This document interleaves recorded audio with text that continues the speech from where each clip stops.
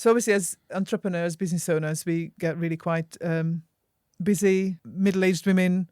We're going through perimenopause, postmenopause, that comes with brain fog.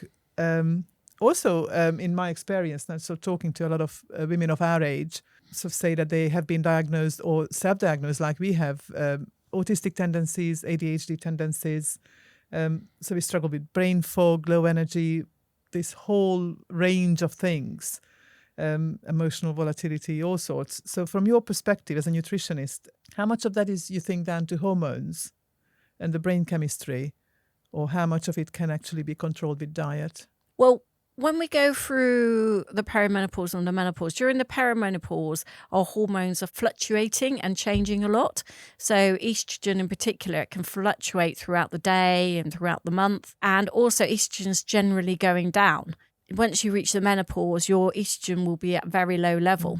So estrogen has an amazing role within the body. It's not just involved in the reproductive cycle, it's involved in many different organs in the body, in the brain, the heart, the gut, the liver. All throughout your body is the role of estrogen. So as this goes down, it definitely affects your whole body. And one thing it affects is with the brain. So it's really important to look after your brain health with having like more omega-3, making sure you have the right ingredients in your diet to help protect your heart. Your bone health, calcium gets absorbed out of your bone when your estrogen levels go down.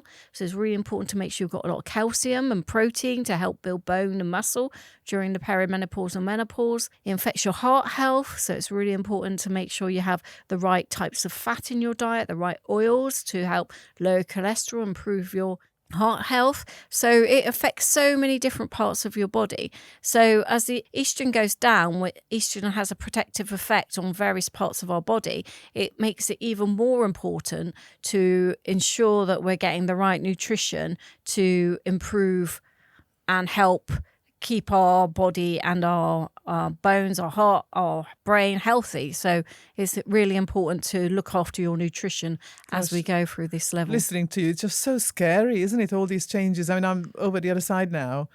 It's kind of like, I don't necessarily want to go into the topic of HRT, but I don't know, within your own realm, do you study HRT or does it come into your advice line at all? Well, I'm not a medical doctor. HRT can have a role in helping people through the perimenopause and menopause, but that's a discussion that needs to be done with their GP or healthcare professional. It kind of feels like, you'd be crazy not to take estrogen supplements. But then, of course, I myself don't take any hormone replacement. But it's kind of like, should I? Literally, all that's going through my head right now is, should I to look after my body better? Or indeed, with nutrition, if I look into it more, what are sort of estrogen high foods? Yep, would there's that also, be? Yeah, you can have soya products. Okay. So those are high in estrogen. And there are also some supplements you can get that are high in soya isoflavonoids, which act as estrogen type properties. How long does it take for the body to sort of start to have the positive effect of that? Because I think I took it for a while and I'd never noticed any difference. See, the thing is, they're quite low levels compared to the HRT. They're quite low levels, so they will have an effect, but it may be quite subtle. And I would say 4 to 6 weeks at least before, or 4 to 2 months, 4 weeks to 2 months. So you need to take them for a long time. And for some people, they might have a beneficial effect. Other people might not see effect, because the thing is, we're all different. And this is the key thing about the perimenopause and the menopause.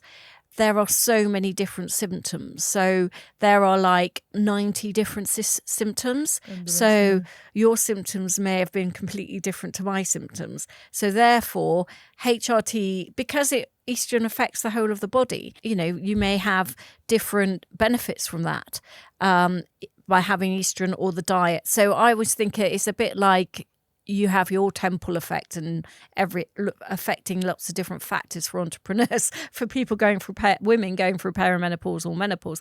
It's really important to look at lots of different factors and your lifestyle. So diet is one of them, and making sure you have a really good nutritional diet, because there's so many risk factors that increase as you get older, and having that diet background will help you.